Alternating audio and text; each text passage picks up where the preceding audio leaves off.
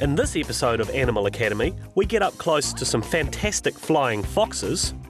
Puppy training. It's best to get in early. And we meet Jan, a woman with a passion for pigs.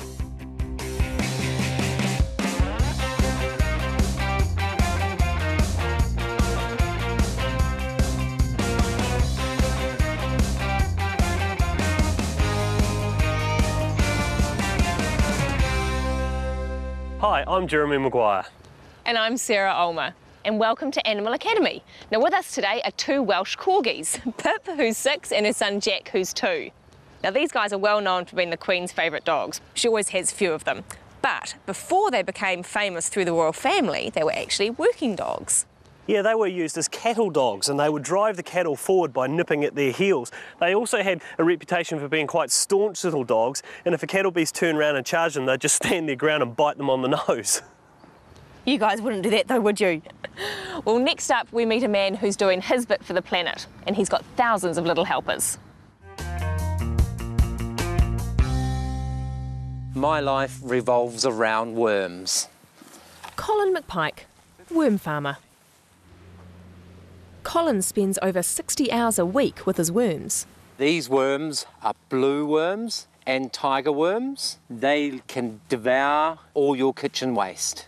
For 20 years, Colin was a dairy farmer, until 10 years ago, when one event changed his life forever. I attended a seminar back in 1998 about life beneath the surface.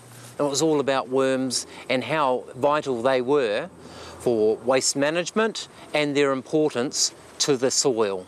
Soon after, Colin saw a gap in the market and started New Zealand's first industrial worm farm, selling everything you need to make your own worm compost, including the best little scrap eaters around, worms.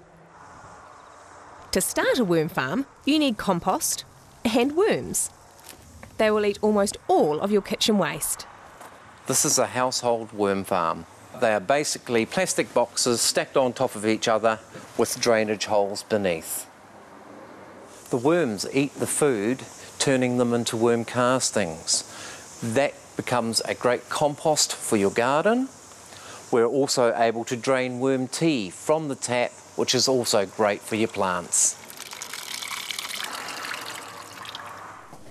Although Worms R Us sells mostly small-scale worm farms, Colin says there's no limit to how large one can be. At Colin's large worm farm, they are spreading animal waste in rows, so the worms can eat their way through it. And eventually, the dried worm castings end up being bagged as compost for gardens. Selling small or large farms, Colin's happy, as long as the worms are doing their job. The focus for my business became more education focused. We do a lot of work with schools. We started a large worm farm here at Edmund Hillary about 3 years ago, and it's been going really well for them. After lunch we put our leftover food in our bucket to feed our worms. I'm a worm farm monitor, and my job is collecting the food and giving it to the worms. Since these guys have had a worm farm, they've now started an organic garden. From our perspective, the worm farm is part of a bigger picture, which is the ideal that we all work towards zero waste tolerance in our school. The worm farm enables the children to learn about plant life, animal life, and to actively engage and participate in managing the worm farm. Oh, there's one. You see it crawling. Papa. You know, worms may not be the best looking creatures, but they do a fantastic job. One of Colin's most successful worm farms is a very large one at the Pack and Save supermarket in Pukekohe near Auckland. This system can process over 100 kilograms of organic waste per day. Yeah, we're really happy with the system. It's amazing to think that all that used to go in the rubbish. A lot of our waste is paper towels, and the worms love them.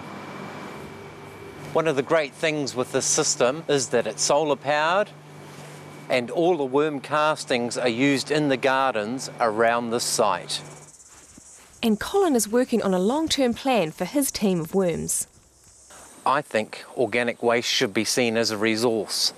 I would like to see worms recycling all our organic waste. Once the worms have processed it, those nutrients can be returned back to our soil where it belongs. We love worms too. It's a pretty good garden, kids. Worms, the original recycler. Well, next up, Harriet is supposed to love roughing it amongst dirt and mud, but she'd actually rather just lie by the fire.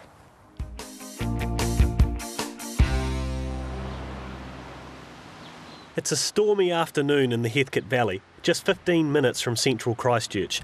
The livestock are hunkering down out of the cold wind. The humans are snug and cosy in front of the fire.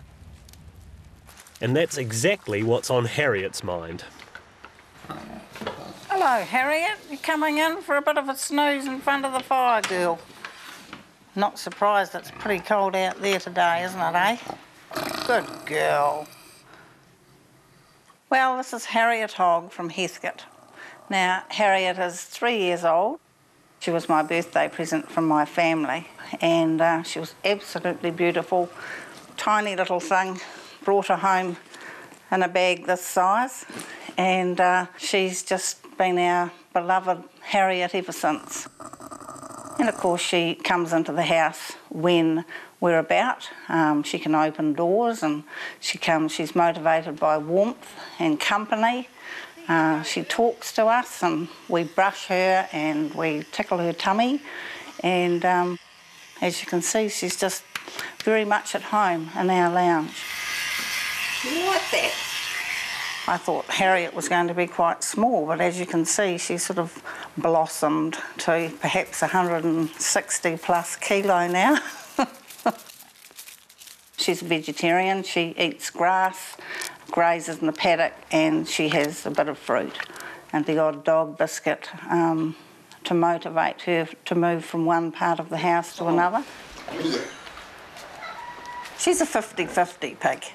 So half the time she's inside if we're home, and in the evening we want to keep her socialised, so we make the effort when we get home from work. She comes out of her paddock and she's able to socialise with the family, and then when we're going to bed she'll happily trot off to her own paddock. When Harriet would put her feet up onto the step and then up onto the other step and then come into the kitchen, we would just simply say, "No, Harriet." We would turn her around and bring her down with much protest. She would go, "Oh." She'd be very, very unhappy about it, but because we just continually did that, she knew that it was not a place that she was able to go. So now she will just come and put her feet up, her trotters up on the step, and then look in at us. But she knows that it's a no-no, so easy to train. It's fair to say that Jan has quite an obsession with pigs.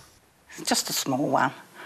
Yeah, so I've probably been interested in pigs and collecting pigs for the last 10 years. One of my favourite pigs is this chap here, who, would you like to hear him? He sings beautifully.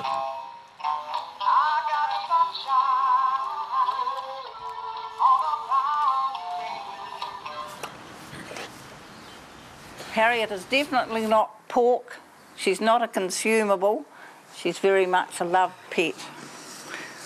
So how could you possibly eat pork after looking at our Harriet? People who we haven't met before, they might be coming on a business trip or what have you, they're very astonished. They sort of take a double look and mention, "You've got a pig in your lounge." And we say, "Really? Oh, that's Harriet. That's Harriet Hogg. She's part of our family. Hasn't everybody got one?"